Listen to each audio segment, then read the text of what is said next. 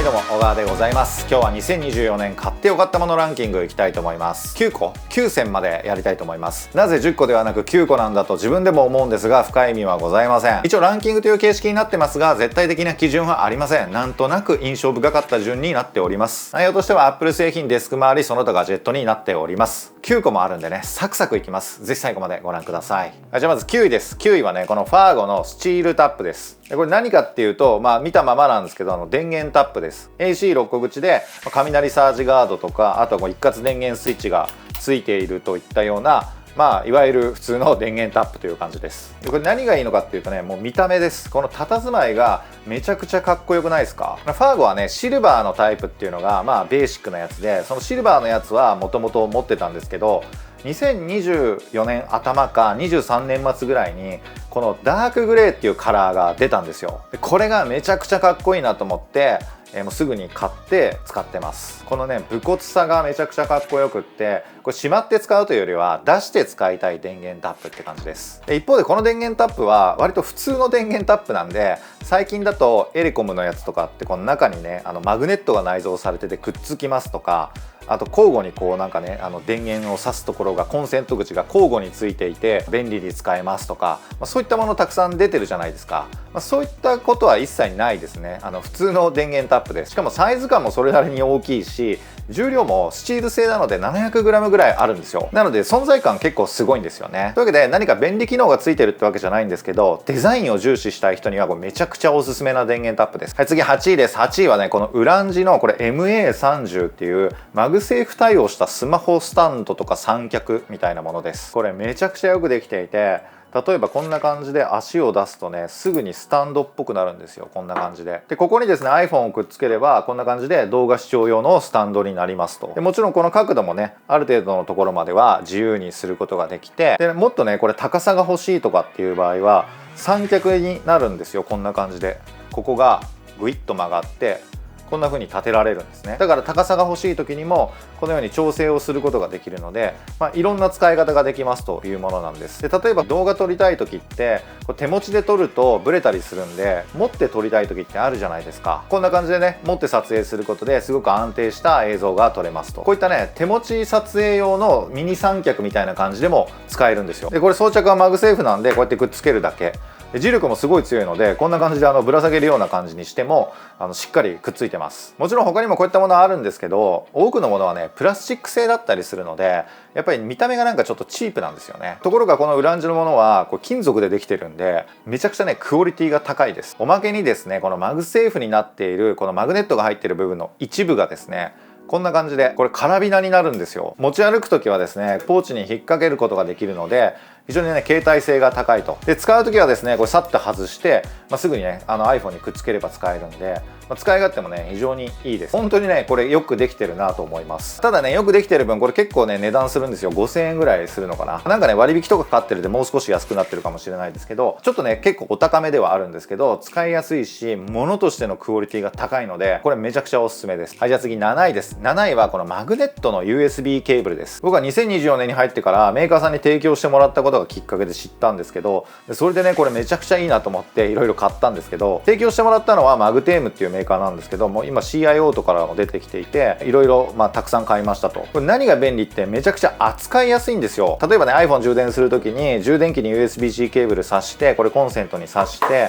でケーブルが長いとなんかブラブラって余るんですけど、短い状態で充電したい時もこんな感じでケーブル自体がまとまるので、あんまり広がっていかないんですね。で使う時だけじゃなくってしまうのもすごく簡単で、これマグネットが入ってるんでこんな感じでくっついていくんですよ、ケーブル自体が。だからねすごくこうやってしまうのが簡単、まとめるのが簡単なんです。これ持ち歩く時にも便利で、こうやってね複数のケーブル持ってる時でもケーブル同士がくっつくので、このポーチの中でね位置がずれないんですよ。これ見えますかね、ケーブル同士がくっついてるんでポーチの中でねしっかり収まってくれるんですよ。ずれない。でちょっとデメリットっぽいことを言うとですね、これマグネットなんでポーチの中に例えばしまう時にそのまま入れちゃって大丈夫なんだっけみたいな、磁石に弱いものとかないんだっけとか、そういった気を使うとか、あとは使ってて意図しないところにくっついちゃうとか、そういったねデメリットっぽいことはあるんですよ。ただ使う時もしまう時も持ち歩く時もこの扱いやすすさのメリットってめちゃくちゃ大きいので、そういう意味で言うと個人的にはデメリットよりメリットの方が上回ってるかなと思います。1本はね持っていると便利じゃないかなと思います。はい、というわけで7位はマグネットの USB ケーブルでした。はい、じゃあ次6位。6位はね実はこのリングなんですよ。これハローリングっていうものなんですけど、もちろんね普通の指輪ではなくって、これ名刺代わりになるんですよ。これ iPhone でも Android でもスマホにかざすと自分のプロフィールが記載された URL を共有することができるんですよ。これ iPhone なんですけど、 iPhone にこのリングをかざすとこんな感じで、これ見えますか？こんな感じでブラウザを開いて URL をね一つだけ共有することができるんですよ。分かる人もいると思うんですけど、これ技術としてはすごくシンプルで、ここにね NFC チップが入ってるんですよ。でそこにね URL を1個だけ書き込むことができます。で僕の場合はですねプロフィールサービスみたいなものであらかじめ自分のプロフィール URL を作っておいて、その URL をスマホアプリでこのリングの中に書き込むと、そんなことができるんです。もちろんアプリから URL は何度も書き換えが可能なので、違う URL にすることもできるようになってます。これ今年ねすごく活躍したんですよ。今年の10月にですねアップルさんに招待してもらって、ロサンゼルスまで Mac のハンズオンイベントに行ってきたんですよ。その時に世界中のクリエイターさんと交流する機会があったんですけど、その時に初めましてっていう時にこれちょっとかざしてこんなことやってんだよみたいな感じですぐにね共有することができたっていうところで、めちゃくちゃね活躍しました。そんな感じで自分のやってることを簡単に共有できるようになるっていうのがこのリングのいいところなんですけど、一方でデメリットというか注意点っぽいものもありまして、これ反応する位置がね結構シビアなんですよ。もちろん誰でも彼でも反応されちゃったら困るじゃないですか。なんか道行く人になんか自分の素性を明かしまくるって結構すごいなって思うんで、そういうことが起きないようにですね、割とですね NFC があるところにしっかり当てないと共有することができないんですよ。なのでね実際にこの対面でねこれ読み取ってみてくれよとかやってるんだけど、あれ全然ならないみたいなことが起きたりしますと。そういったところも含めてね結構ネタになったので、アイスブレイクじゃないですけど、話のネタとしてもかなりねこれは今年活躍したなと思います。ハローリングと言います。カラバリとかあとはこのテクスチャ違いでねいろいろ種類があるんで、もし気になったらねぜひ見てみてください。はい、というわけで今年買ってよかったもの6位はこのハローリングでした。はい、じゃあ続いて5位なんですけど、5位のものはね実はもう画面の中に映ってるんですよ。何か分かりますか？結構ね難しいと思います。はい、というわけで5位はねApple Vision Pro です。気持ち的にはねこれを1位にしたいぐらい、それぐらいね感動的な体験というか得られたものも大きいんですけど、その分ね払った対価も大きいというか結構高価なものなので、そういったところも含めて5位ぐらいかなという感じです。この Vision Pro は Vision OS という専用の OS を搭載した Apple 初のゴーグル型の空間コンピューティングデバイスです。 Vision Pro いいところたくさんあるんですけど、やっぱりね今までにない体験ができるんですよ。例えば映画とか映像とかを見る時の没入感、臨場感みたいなものは半端じゃないです。視線でね選択したりとかハンドジェスチャーで決定したりっていうような操作もしっかりと滑らかに動くんですよ。まるでね SF 映画の中に入ったみたいな、そういったね未来を感じることができます。で僕は Mac のモニターをここにミラーリングして使ってるんですけど、最近ねウルトラワイドにできるようになったんですよ。この空間上にねめちゃくちゃ広い仮想ディスプレイを広げて作業することができるんですよ。で Mac と Vision Pro さえあれば、恥ずかしいとか一旦無視すればですね、外出先でもどこでもねその環境を再現することができるんです。新幹線とかねカフェとかで使うのは勇気がいるっていう場合でも、旅行先に行って少し作業する時とかに大画面で作業ができるとか、そういった使い方はね僕も今年よくしました。他にもねこういったデバイスっていくつかあるじゃないですか。僕も全部試したことがあるわけじゃないんですけど、試したことがある中ではですねもう全然別物だなという感じはします。それぐらいねもうとにかくすごい。ただしですね日本では約60万円という価格ですごくね高価な製品であるとか、あとはアプリがまだあんまりないとか、他にもこの重さとかこの全体的な装着感であるとか、使用にあたってはね気になるところが結構あるのも事実なんですよ。詳しくはねこれだけの動画も作っているのでそちらを見てもらえればと思うんですけど、はい、というわけでねいいところも残念なところもあるデバイスだとは思いますが、得られる体験としてはやっぱり本当に非日常的なというか今までにない体験ができるのは間違いないので、ぜひね試したことがないという方は Apple Store で試せるようになってますので、ぜひねちょっと体験してみてもらえればなと思います。はい、というわけでこの Apple Vision Pro 今年買ってよかったもの第5位でした。はい、じゃあ次は4位です。4位はこれ Apple Watch Ultra 2のブラックチタニウムです。これね2024年9月に発売されたんですけど、もの自体は2023年に発売された Apple Watch Ultra 2と同じなんですよ。同じなんだけど2024年はねこのブラックチタニウムっていうこの黒いモデルが新色としてね追加されたんです。僕がこれの何をいいと思ってるかっていうとですね、黒いことです。去年はチタニウムというもうシルバーっぽいカラーを使ってたんですけど、今年ねブラックが出たということで2から2に買い替えました。理由はね黒いからです。僕はね黒いものが大好きなんで、もうこの見た目がぶっ刺さってもうちょっとね我慢できなくて2から2に買い替えたという感じです。なので機能とか性能とかに関しては Apple Watch Ultra 2と全くね同じになります。通知を見たりとか決済とか健康管理とか、あとは Mac のアンロックができたりとか、そのような感じでねこう Apple Watch として便利に使うことができます。この Apple Watch Ultra 2からはハンドジェスチャーができるようになったので、これでね何らかの機能を呼び出したりとか、そういったねこう Apple Watch としての機能っていうのは、たくさんできることがあるので、さらっとにしておきますが、とにかくね僕としてはこのデザインというかこの色味がよくって買いましたという感じです。僕はこのごついデザインが好きなんで Apple Watch Ultra 初代から買って気に入ってねずっと使ってたんですよ。で今年このブラックチタニウムが出て、僕の中ではね Apple Watch Ultra 極まった感がありますね。もう黒めちゃくちゃかっこいい。でこのバンドがですねノマドのアクティブストラップっていう耐水レザーのバンドなんですね。耐水なんで手洗いとかで多少水がかかっても全然問題なくって、なのにちょっとレザーっぽく見えるっていうですね、実用性とデザイン性をね合わせ持ったようなバンドで、このノマドのバンドとウルトラ2のブラックチタニウムを合わせたこのスタイルが今年ねもうめちゃくちゃ気に入ってました。はい、というわけで Apple Watch Ultra 2のブラックチタニウムが4位でした。はい、じゃあ次3位ですね。3位はね 3D プリンターです。これはですねバンブーラボの A1 ミニっていう 3D プリンターなんですけど、僕ねこれがデビューの機種なんですよ。初めて買ったんですね。僕は 3D プリンターを買うことはないなってずっと思ってたんですね。なのにね今年買ったんですよ。まずはですねこれどんな使い方してるのかとか、何を作ってそれでね何が嬉しいのかみたいな話をちょっと共有していきたいんですけど、例えばですねこれデスクの引き出しなんですけど、このね引き出しの中、この中のねこの仕分けているもの、こういったものってこれ全部 3D プリンターで作ったものなんですよ。このようにねサイズの違うものもこれ全部ね 3D プリンターで印刷したものなんです。これはですねグリッドフィニティっていうシステムで、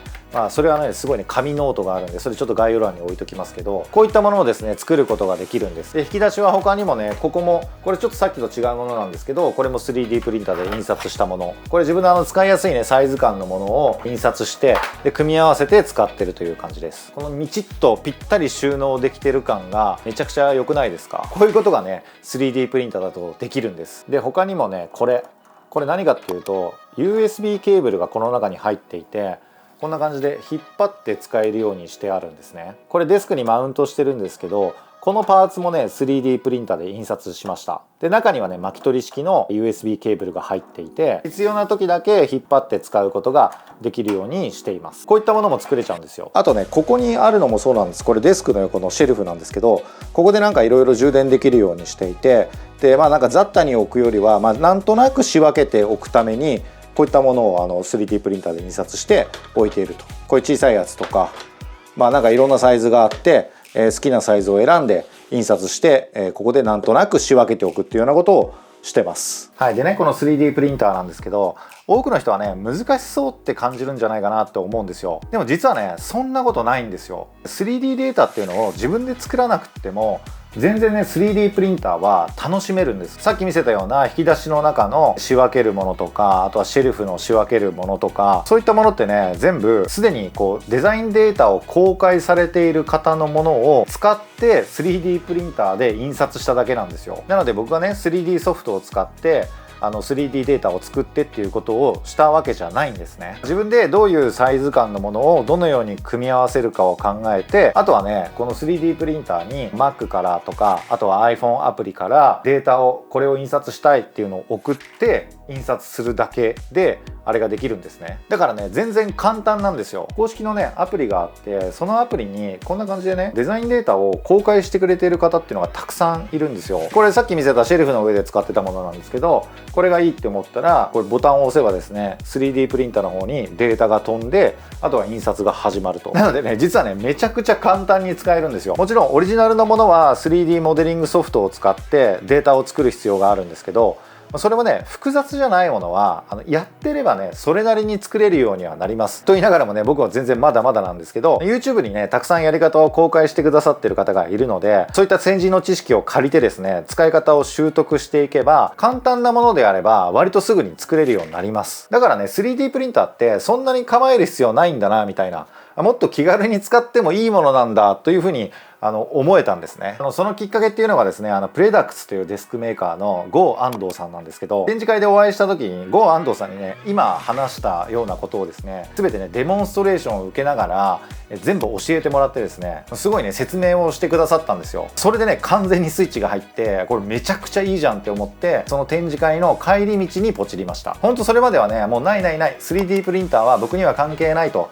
そう思ってたんですよ。これないわっていう状態と、これめちゃくちゃいい買うわっていうね、このギャップが埋まった速度は2024年で一番早かったと思います。これ大体本体がね4万円ぐらいで、今はねもっと安くなってるタイミングもあると思います。ただねこの印刷するためのフィラメントって呼ばれるようなものとか、そういったものをねいろいろ買ったりすると5万円とかそのぐらいにはなると思うんですけど、得られるもので言うとねもう全然その価値はあるなと思います。これほんとねめちゃくちゃ買ってよかった。この A1 ミニとセットでよく一緒に買われるフィラメントをこう供給するための機械があるんですけど、いろんな色を使って印刷したい人はあの機械もねあった方がいいんで、セットになったやつがあるんでそれを買った方がいいと思うんですけど、僕は本当にね黒しか印刷しないんで、もう買ってね半年ぐらい経ちますけど、セットにしなかったことによる後悔っていうのは一切ないですね。なので一色でいいっていう人はなくてもいいのかなって思います。はい、というわけでねバンブーラボの A1 ミニめちゃくちゃ買ってよかったと思います。これ印刷するのに時間かかるので、なんだったらね今もう1台欲しいぐらい、そしたらね同時に印刷できるんで、それぐらいには3D プリンターめちゃくちゃいいなと、買ってよかったなと思ってます。はい、じゃあ次は買ってよかったもの2位です。2位はね Mac です。M4Max MacBook Pro、2024年10月末に発売になった MacBook ですね。新しいですね M4 チップを搭載して処理能力、電池持ちともに大きくね向上したモデルになります。今まで僕は M1Max っていうマシンを使っていて、この M4Max に乗り換えたんですけど、動画編集がねもうサクサクになって書き出しもね早くなったので、そういったね動画編集においてすごくねパフォーマンスが向上しました。これね買ってよかったものといってもまだ1ヶ月ぐらいしか使ってないので、使用した期間っていうのは短いんですけど、めちゃくちゃねこう生活に対するインパクトっていうのは大きいんですよ。というのも僕動画編集とか写真編集とか日常的にというかこう短い範囲で繰り返しやるんですけど、そういったですね日常的にやることが早くなる、つまり時短になるっていうことは合計した時のインパクトとしてはめちゃくちゃ大きいんですよね。これでもう値段はですねあんまり思い出したくないんですけど、だいたいね80万円ぐらいしてるんですよ。今年買ったものの中でも単体でねこれより高いものってちょっと思いつかないんですけど、それぐらい高いものではあったんですけど、これから2年とか3年とかそういったスパンで使っていくものなので、全然元は取っていけるかなというふうには思ってます。そういう意味でねすごく買ってよかったなと思っているんですけど、僕ね Apple 製品の中でもやっぱりね Mac が一番好きなんですよ。でよく Mac とかひいてはパソコンみたいなものは、道具だとよく言われたりするじゃないですか。それはねその通りだと思いますし、僕もね仕事においてはもうツールとしてMac を使っているんですけど、個人的に Mac っていうのはそれだけではない意味っていうのも持っていてですね、やっぱりね所有する喜びっていうのは感じるんですよ。僕もね個人としても法人としても何度も Mac って買ってきましたけど、何度体験してもね Mac を買うっていうイベント、それはねすごくスペシャルな行為だと思うし、ワクワクするし、そういったツールっていう以上の意味が個人的にはあるので、シンプルにねこの Mac を手に入れたっていうことが非常に嬉しいなと思います。そういったところもあってですね、2024年買ったものの中でも非常に印象深い買い物だったなという感じでございます。はい、というわけでね買ってよかったもの第2位は、これもちょっとケースついちゃってますけど M4Max MacBook Pro でした。はい、じゃあ2024年買ってよかったもの第1位はねこのデスクです。これはねプレダックスというブランドのメトロっていうデスクなんですけど、正確に言うと去年末に買って今年の頭にセットアップして使ってるっていう感じです。1日にね8時間とかそれ以上とか多くの時間をこのデスクで過ごしているので、2024年最も長い時間使ったものなんじゃないかなという観点も含めて、今年買ってよかったもの第1位はねこのメトロというデスクです。このデスクはですね一般的なデスクにはない特徴を持ってるんですよ。このデスクは天板裏にレールがついていて、そのレールを使ってですねさまざまなパーツ機能をつけたり外したりっていうことが自由にできるんです。このデスクね、何がいいかっていうと、そういった機能を付け外しすることができるので、自分好みに拡張していけるところがめちゃくちゃいいんですよ。実際のね、活用法ちょっと見てもらえればと思うんですけど、このケーブルトレイとか、このオーディオインターフェースをマウントしているものとか、それからこの引き出しも実は取り外し可能なモジュールなんですよ。こういったものをね、自分のスタイルに合わせて必要なものを組み合わせて使うことができるんですね。なので引き出しは必要ないんだけど、ここに PC をマウントするものをつけたいとか、 PS5 をマウントするものをつけたいとか、そういったモジュールっていうのはプレダクツ公式で販売されていて、その中から自分が必要なものを選んで取り付けられるようになっているので、めちゃくちゃ機能的なんです。で、実はこのデスクシェルフもプレダクツのもので、なのでここにね MacBook 用のトレイをつけたりとか、でこのモバイルモニターもデスクシェルフ用のモジュールをつけて、そこにね載せているだけなんです。でこのデスクにしろシェルフにしろ 3D プリンターとめちゃくちゃ相性が良くって、このドッキングステーションをマウントしているものは実はね自作したものなんですよ。あと見えないんですけど、このシェルフのね裏側に SSD をマウントしていて、そのマウントするものも 3D プリンターで印刷したものなんです。そんな感じで販売されているものとか自分で印刷したものを組み合わせて、どんどんね好きなように拡張していけるっていうのがこのデスクの魅力です。こういったモジュールシステムが備わっているデスクっていうのは他にない価値かなと思います。とはいえね、たまにね言われることがあるんですけど、それ別にこう打ち込んじゃえばそれでいいんじゃないのとか、あとは何かこうくっつけるみたいなこともマグネットシートみたいなものを使ってなんかうまくできるんじゃないかとか、 100% の再現はできないと思うんだけど、それっぽいことはできなくはないんじゃないのみたいなことを言われることもあるんですけど、そういうことじゃないんですよね。さっきのね Mac に通ずるところがあるんですけど、このねプレダクツっていうものを所有する喜びみたいなものを感じるんですよね。使ってると分かるんですけど、節々にねすごくこうブランド感を感じるなっていうところが多いんですよ。例えばこれ六角レンチなんですけど、これプレダクツでデスクを買うか天板を買うかするとついてくるんです。デスク裏のねレールとか、シェルフもそうなんですけど、モジュールをくっつけていくためにはこの六角が必要になるんですね。だからついてきますと。でもねこういうものって保管に困るじゃないですか。もう絶対なくしますよね。でそこで言うと、この六角はこの裏側がマグネットになっていて金属にくっつけられるようになってるんですよ。だからデスクの足とかにくっつけておけば、必要な時にそこからすぐに外して使うことができるんです。で六角自体もマグネットでくっついていて、すぐにね取り外しできるようになってます。でこれ見た目もねミニマルですごいかっこいいので、見えるところにくっついてても全然違和感ないというか、めちゃくちゃかっこいいんですよね。これは一例なんですけど、そういった機能とかデザインに対するこだわりみたいなところがいろんなところから感じるんですよ。あ、ここだからこうなってんのかみたいな、そういったねこう感心してしまう、感激してしまう瞬間っていうのがこのねプレダクツを使ってると非常にね多くあります。そういったこだわりからその先にあるこのブランド感みたいなものを非常に強く感じるんですね。だからこのモジュールシステムが機能的だっていうのはそれはそうなんですけど、そういったねこだわりの詰まったものを所有する喜びみたいなものを感じるデスクだなと思います。だからねレールは DIY でそれっぽいことができるんじゃないかとか、マグネットシートでもそれっぽいことができるんじゃないかとかっていうことはですね、僕からするとね、そんなことどうだっていいことなんですよね。僕がお金を出しているのはそこじゃないんですよ。わかりますこれで。ちょっとね苦労している話もしておくと、このデスクはプレダクツのメトロっていう種類なんですけど、こう黒い天板が特徴的なんですね。この黒はねホコリとか皮脂汚れみたいなものがすごい目立つんですよ。そのあたりはねこの黒いものの宿命みたいなところではあるんですけど、それねやっぱりちょっと対処が必要で、それにねどう対処してるかっていうと、ホコリはねこのねフォトのエアダスター、これでこんな感じでね全部ね吹き飛ばしちゃうっていうのが日課になってます。でね皮脂汚れみたいなものは当然拭くんですけど、ここにねアルカリ電解水を入れた山崎実業のディスペンサーを置いてるんですよ。これがめちゃくちゃ便利で、このダスターに簡単に染み込ませることができるので、それでねさっと拭くだけ。これならね霧吹きと違って片手で染み込ませることができるので、さっと掃除ができます。めちゃくちゃ話それてる自覚はあるんですけど、この山崎実業のディスペンサーね、これ黒系のデスクを使ってる人はねこの運用ぜひ試してほしいです。めちゃくちゃ掃除が楽になります。というかこのディスペンサーいいな、これ買ってよかったものに入れればよかった。そうすればちょうど10個になって収まりも良かったし、もう1位まで取っちゃったのでもう今更入れられないんですけど、なんですけどこの山崎実業のディスペンサーもいいです。めちゃくちゃいいです。はい、というわけでね1位このプレダクツっていうデスクだったんですけど、これめちゃくちゃいいんですけど、価格的にはね結構するんですよ。この天板と様々なモジュール類含めて15万円ぐらいしました。あとはデスクシェルフとか、その他のものもこう後追いでいろいろ買ってるので、総額にすると20万円ぐらいにはなってるんじゃないかなと思います。なので価格的にはやっぱり結構するんですけど、僕はね仕事用のデスクでここで過ごす時間がすごく長いので、その投資のしがいがあるところなんですね。この1年に限らず来年もこのデスクで仕事をしていくと思うので、そういう意味でね非常に満足してます。はい、というわけで買ってよかったものを10位まで紹介しました。紹介したものは概要欄にもリンクを載せてますので、もし気になるものがあったらぜひ見てみてください。はい、というわけで今日の動画は以上になります。こんな感じで Apple 製品とかその周辺機器とかデスクとかガジェットについて発信してますので、ぜひチャンネル登録お願いします。あとはこの動画にもいいねをぜひお願いします。はい、それではまた次回の動画でお会いしましょう。最後までご視聴ありがとうございました。